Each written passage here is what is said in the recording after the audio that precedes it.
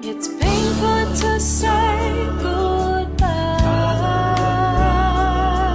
It's hard to say I miss you. The time of dawn Is a gruesome close. I need you now, belong.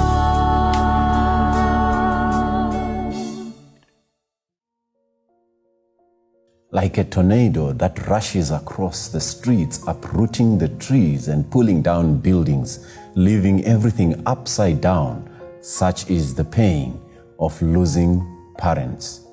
Our topic for today is the gift of parents, and we are in the show, Painful Goodbyes. To take us through a very touching story is our sister, Londi Moyo. Londi, welcome to the show. Thank you. Thank you very much. So who is Londi? Maybe people may need to know who she is. I'm Sindisiwe Londi Moyo. I am the first and only daughter of the late Pastor Nimrod and Sasingati Moyo. So I am 25 years old and I recently graduated from Paru University. I was studying an integrated program in law and business administration. Yeah, thank you. Thank you very much. It's nice to have you on the show today. Thank you. So, growing up, what were your career dreams and did they come to fruition? If something changed, what changed? Growing up, I always wanted to be a teacher, but I think that was influenced by my mother's career because she was also a teacher. All right. So I thought that was the best career in the world. All But right. as time went by, I changed to deciding to be a lawyer. So that is where I ended, and I studied in India because I got a scholarship that side and I had an opportunity to do two majors at the same time. Okay, beautiful, beautiful. So on the 24th of August 2017, a flight that was headed to India was there. It took you to that place. And what are the fondest memories, maybe before the 24th of August 2017, what are the fondest memories that you have about that final goodbye? Okay.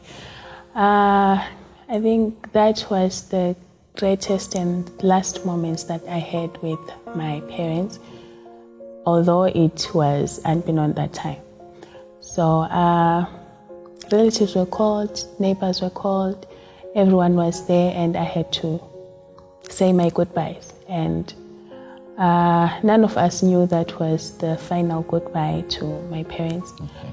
And my father actually said his final goodbye, though at that time we never knew that was the final goodbye. Because he said to me, Danami, I'm not well, and as you go, I am not sure if we're going to see each other again. But if we don't see each other again, let's meet in heaven. And that was his final goodbye. So looking back, I feel like I should have maybe hugged them a little longer, or maybe stayed and not decided to go. But I think that was the greatest and last moment for me and my parents.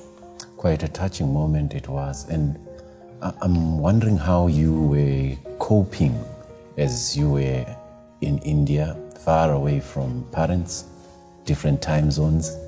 How were you coping? At first, I would say it was a moment of ecstasy. You know, being a child and you're away from home, there is no parent who's going to tell you do this or do that. Yeah. So the first few months were good months because I had that freedom. But as time went by, you know, you get to be responsible. Even though there's no one to tell you do this, do that, you know for yourself, I have to do this, I have to do that, I have to manage this, I have to manage that. So I could say communicating with them daily, I would communicate with them daily, and only God was keeping me that side. Okay. So maybe just as a follow-up to that, you said the first months were filled with joy, and then there is a time when they came when you became more responsible? What could have contributed that? Because knowing that you're far away from home, you know, there's those monthly dues that they send you and all that, and you have to manage that. So you then realize that even though there's no parents, I have to be responsible because they're not here. If anything happens to me, it's my responsibility. So I think that was a wake-up call for me. I'm here alone. If anything is to happen, I have to take care of it. Okay, thank you very much. That is very interesting indeed, and very encouraging to those maybe that may be away from their parents. Now, don't go away. Soon after the break, we'll continue with the story.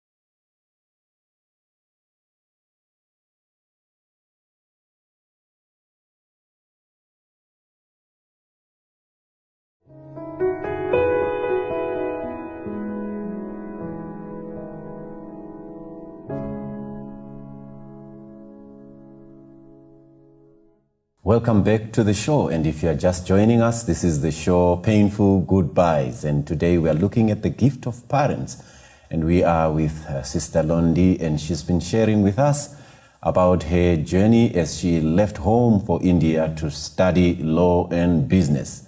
Welcome back to the show, Londi. Thank you so much. Thank you. Now, you living in a foreign country, foreign land. What are the highlights of your stay there? Okay, there's always that feeling that I'm not home and there's no one who is familiar around me. So in the first years, it was really difficult to live with no parents, no friends, and being an introvert did not help in any way. So it was really a difficult moment for me. The first year actually was really the most difficult moment. But as time went by, I got to adjust to the culture, got to adjust to living that side. So I could say my stay that side was a bit of good and bad. Yes. It must have been hard because as you have been used to having mom close to your side. Yes. And then there came this bad news of losing your mom, losing your dad. Care to share about that? Okay, so when I left home, my dad was on and off. He was not well. And I never really thought something like that would happen.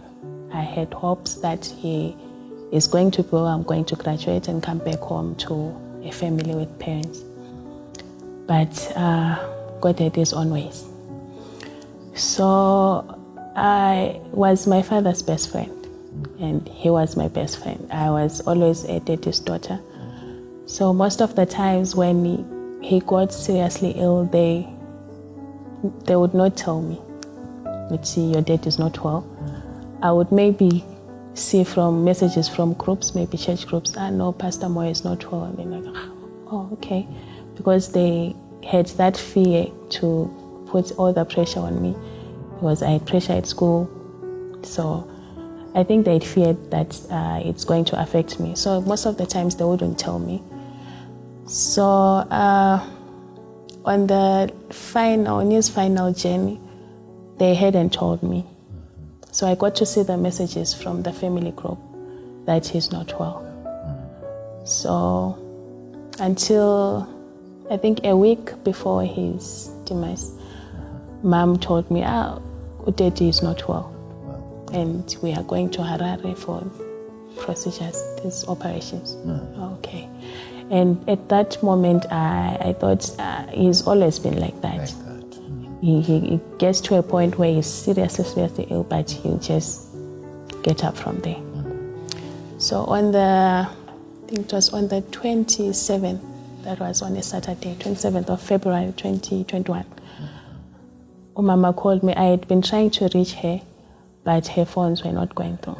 So she called me and she made a direct call, not a WhatsApp call, a direct call. So, I'm well. That time I had a tummy problem. So, I know it's about right. So I asked her, Baba, like, Moyo, we would always refer to him as Moyo. Moyo uyagula kakhulu.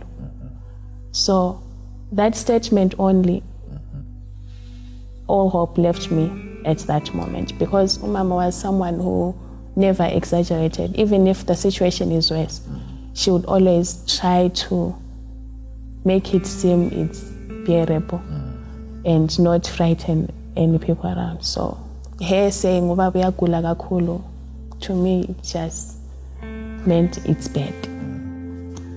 So after the call, I could not sleep that day. And early in the morning, the following day, that was 28th February, I had a dream. And in that dream, Londi had passed on. So when I woke up, I prayed. And my prayer, surprisingly, was not no. It was, God, please help me to accept whatever has happened, because I knew those type of dreams never lie. Especially with me, if I ever dream of something like that, it's definitely going to happen. So after the prayer, I called my uncle and told him about the dream, and he was just like, which means something is wrong. I think an hour later, Mama called me. Then, how are you today? How are you feeling? I'm much better. And then she was like, I'm at the hospital. They called me. So I am trying to see Londi, but I haven't seen him. And may you please send me a number, your housemate wako. So, okay, it's fine. So I sent her that number. Then she said, no, I'll call you later. Around 10 minutes later, she called again. And then she started narrating with you, you are strong, you have been strong, and I admire your strength. You have been through a lot of things that I never thought you were going to survive, but you survived them. And I know you're strong for whatever is going to come. So in my mind, I'm thinking, okay, she's trying to find words to say. So I asked her, unjani umoyo namhla? And she was like, umoyo uthe ngubingelele. Like, oh, okay. And that gave me a little hope, which means he's okay. And then she got to go on again about being strong and all that. Then she was like, I haven't seen Moyo. I'm waiting for the doctor. And now, being an art student, I started putting one and one together. Oh, you tell Moyo I'm being elele, but you haven't seen him. So it's like, okay, I'll call you later. Then now everything is just upside down. My mind is all over the place. So about 10 minutes later again, she called, but I never got to answer the call. It just rang maybe twice. And then about a minute later, I had a knock on my bedroom door. Then my housemate came in, like, Mama wants to talk to you. So she handed me her phone. So is that the friend that Mom had asked for the contacts from? Yes, that's the friend. Okay. So she gave me the phone, and I'm okay. And there was silence for about a minute or two. And then I decided to break that silence. Like, it's okay, you can tell me. I already had a dream about it. So Mama was like, yes. Then Moyo kasekho mntanami is normal. And I decided to tell you first before I tell everyone else. So for now, just keep it to yourself, don't tell anyone. So that was how I got to find out about Dad's passing. And with Dad, I got to comfort myself because I saw him, I saw his journey, I saw his illnesses and sicknesses, so it made sense. So 3 months down the line, I was never told that Mom is not well. So I was looking for her and her contacts were not going through. So I ended up looking for my aunt's number, looking for her from my aunt's. Like, I'm going to see her today, so I'll tell her to contact you. Like, okay. Later that day, I think it was on a Thursday. Later that day, someone from the conference contacted me. Like, I was sent by your mom to send you some money. Please send me your account details. So I sent the account details. And I decided to ask her, how is Mom coping? I was asking if she was coping well from the loss. So she never knew I don't know about Mom's sickness. So she was like, she's not well. She's going for an operation on Saturday. So I played along. I never showed her that I don't know anything about it.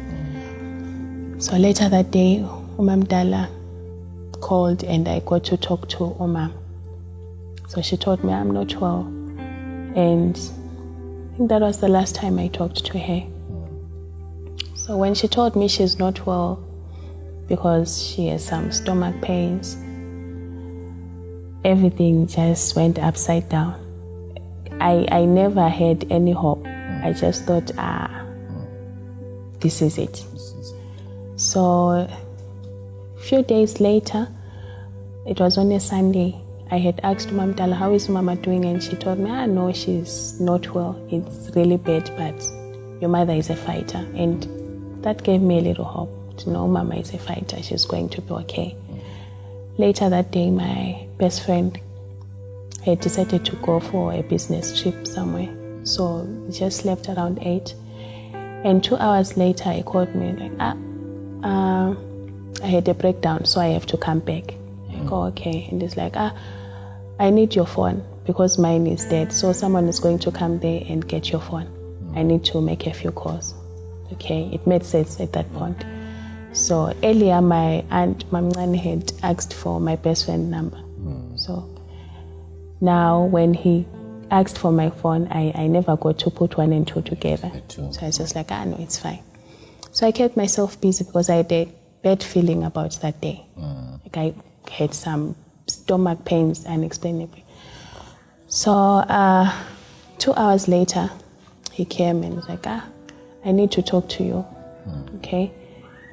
So we sat down, and that moment my knees were weak. I had that strange feeling in my stomach, like, this is serious. And first, before I tell you anything, just promise me you're not going to do anything to hurt yourself. Okay? I won't. Like, no, I'm serious. If you can't do it for yourself, if you can't do it for me, at least do it for Uhai. So when he mentioned Uhai, he knew I was going to be alert. Like, Auntie Mama was not well. Like, yes. It's like she couldn't make it. At that point, all the English left me. I could not understand what that meant. So I asked him, what do you mean if you are saying she couldn't make it? Mama was sick. And I responded, no, she is sick. Like, no, Mama gaseko. I never responded swiftly. I just sat there and started thinking. And the only words that I could say were, no, God cannot do that to me. Those were my words. I refused to believe that. Then he kept on saying, until he called my Mamncane, which she's not accepting what I just told her. Then Mamncane called me, this is what has happened. And I kept saying, no, it's not true. But with time, I got to accept it. So with Mama, I never got to see her sick, so a lot of things never made sense that time. So that was what happened and how I got to find out about everything.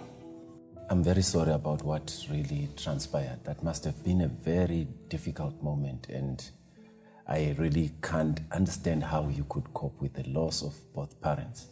When we come after the break, we will look at the story in detail and how she was able to handle this painful goodbye.